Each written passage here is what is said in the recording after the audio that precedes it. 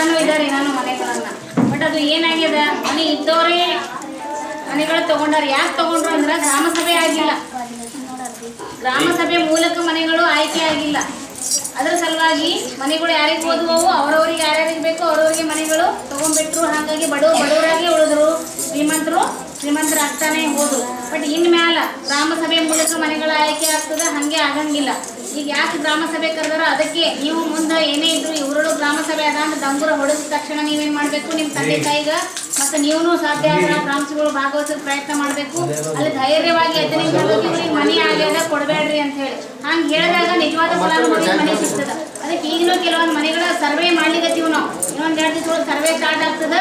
ನೀವು ಯಾರ್ಯಾರಿಗೆ ಎಷ್ಟೊಂದು ಮನೆ ಇಲ್ಲ ಮತ್ತು ನಿಮ್ಮ ಮನೆಗೆ ಕೇಳ್ಕೊ, ನಿಮ್ಮ ತಂದೆ ತಾಯಿ ಇಲ್ಲಿ ಇದಕ್ಕಿಂತ ಮುಂಚೆ ಯಾವತ್ತಾದರೂ ಆ ಸರ್ಕಾರದ ಅನುದಾನ ತಗೊಂಡಾರೇನು ಮನೆ ಸಲುವಾಗಿ? ಹೆಂಗಾಗಿ ಗೊತ್ತು, ಗುಡಿಸಲಾಗಿ ಯಾಕೆ ಅಂದ್ರೆ ರೊಕ್ಕ ತಗೊಂಡಾರ ಅವರು, ಆದ್ರೆ ಮನೆ ಕಟ್ಕೊಂಡಿಲ್ಲ. ರೊಕ್ಕ ತಗೊಂಡಾರ, ಮನೆ ಕಟ್ಕೊಂಡಿಲ್ಲ. ಆ ಗುಡಿಸಲ ಹಂಗೆ ಅದ, ರೊಕ್ಕ ಹೋಯ್ತು. ಬಟ್ ಈ ರೀತಿ ಮುಂದೆ ಹಂಗೆ ಮಾಡಿದ್ರೆ ಅವ್ರ ಮೇಲೆ ಕ್ರಿಮಿನಲ್ ಕೇಸ್ ಆಗ್ತದೆ. ಮತ್ತು ಹಿಂದಕ್ಕೇನು ರೊಕ್ಕ ಬಳಸ್ಕೊಂಡಾರ ರೊಕ್ಕನೂ ವಾಪಸ್ ತಗೊಳ್ತಕ್ಕಂಥ ಕ್ರಮ ಕೈಗೊಳ್ತಾರೆ. ಅದಕ್ಕೆ ನಿಜವಾಗ್ಲೂ ಮನೆ ತಗೊಂಡಿಲ್ಲ